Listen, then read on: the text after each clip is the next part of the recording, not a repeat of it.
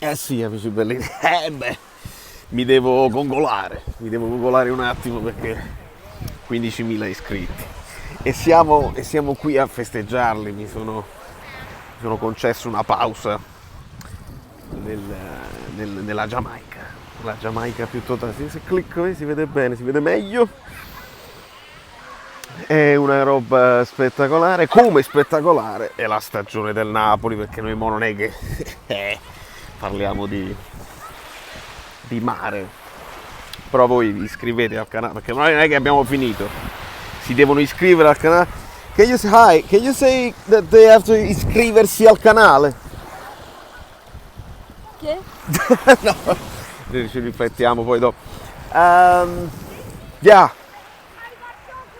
Allora, 15.000 iscritti, io non ho parole, perché prima di parlare del Napoli, perché la primavera ha vinto, il Napoli primavera ha vinto, e non è una cosa da sottovalutare perché il Napoli primavera sta un po' inguaiato, in generale negli ultimi anni, mi pare fosse la primavera la Coppa Italia, insomma, si vince ai rigori, non male, con la primavera che non sempre fa ottimi risultati, il Napoli vince con la Juventus.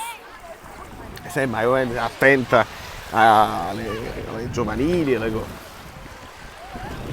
Di conseguenza tutto è possibile. Io vorrei vedere 15.000 iscritti. Io vorrei vedere un Napoli coraggioso. Abbiamo 7 punti di vantaggio. Se vinci ti porti a più 10. Mamma mia. A più 10. Siamo campioni d'inverno, sì, ci capite, ma non mi interessa nulla che siamo campioni d'inverno. Siamo stati campioni d'inverno altre 2 volte nel breve periodo e se poi finiamo secondi, no, non va bene. Quest'anno bisogna finire primi.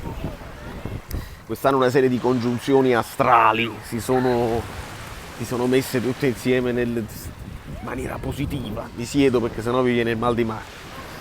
Il mal di mare. Il mal di mare.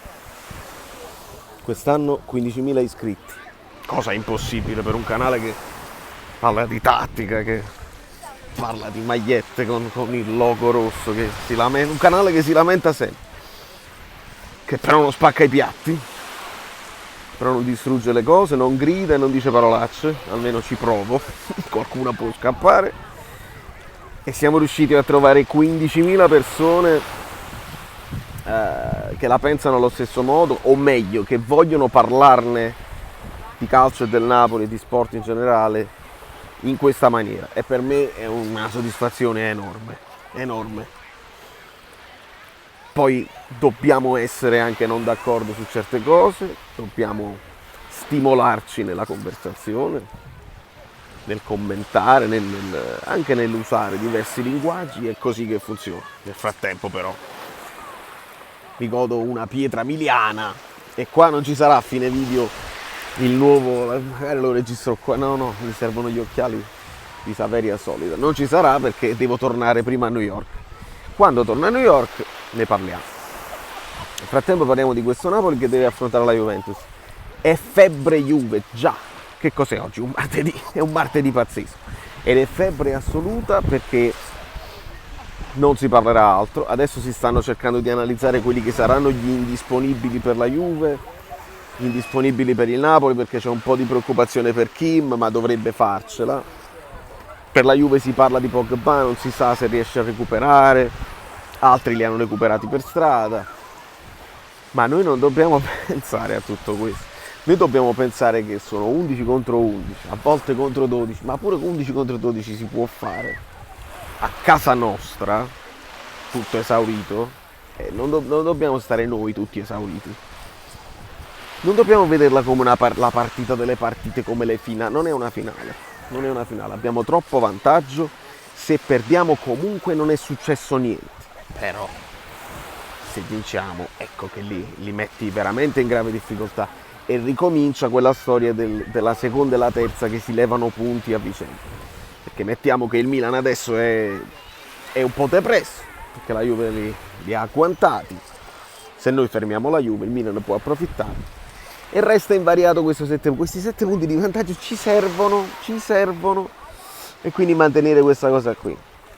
Dici tu, un pareggio E certo, un pareggio mantiene invariato quella che è la situazione con la Juventus, è mica male, però guadagnano poi i punti quelli del Milan. Il pareggio va benissimo, per la classifica che ho in testa io, che ci ha spiegato anche Guido, si possono perdere 2 partite nel girone, ne perdi altre 2 nel girone di ritorno e stai a posto. Poi devi fare il tuo dovere con le piccole, come sempre, battere la Salernitana, come il Napoli ha fatto, perché noi ci siamo lamentati giustamente, un po' tutti, della sconfitta con l'Inter. Benissimo, il Napoli con la Sampdoria non avrà giocato benissimo, ma ha fatto i 2 gol che servivano e basta.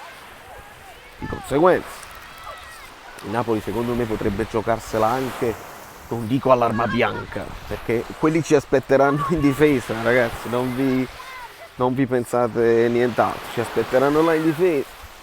Il Napoli con un poco di coraggio, mettere i giocatori più in forma. Osi sta in forma, Zielinski non lo so, ti potresti giocare di nuovo Elmas, ma ti puoi anche giocare Raspadori, Kvara, Lozano va recuperato, Politano per un po' di fase difensiva probabilmente si può confermare, anche il Sa che era in crescita, Lobotka che sta bene, la difesa quella è, c'è sempre il dubbio Mario Rui Oliveira a questo punto e non fa niente, puoi cominciare con Oliveira e poi puoi mettere Mario Rui più in là se ti serve un po' più di qualità, o viceversa, cominci con Mario Rui sperando di sbloccarla prima e poi metti la fisicità di Oliveira se fanno le pallate, perché loro faranno le pallate, lo sai bene. Quindi con coraggio, senza problemi, senza avere quel patè, il famoso patè d'animo, perché sempre la partita con la Juve l'abbiamo sentita un po' troppo, no? Noi tifosi è normale, ma i giocatori l'hanno sentita un po' troppo e poi si entrava in campo nervosi e a ogni fischio ci sentiva poi ogni fischio arbitrale, questa volta no, calma, 11 contro 12, tranquilli, giocare, segnare, imporsi con la forza che hai dimostrato di avere quest'anno, un po' di brillantezza, velocità nei passaggi. Lo so che state pensando, lo so, ci sto pensando anche io, però non fa niente. Non dobbiamo pensare agli altri, no. Pensiamo che quest'anno è particolare e quest'anno si può fare. Da Montego Bay, Giamaica, è tutto. Era più un video per salutarvi da questo posto straordinario e per ringraziarvi dei 15.000, che non sono pochi. Per me non sono pochi.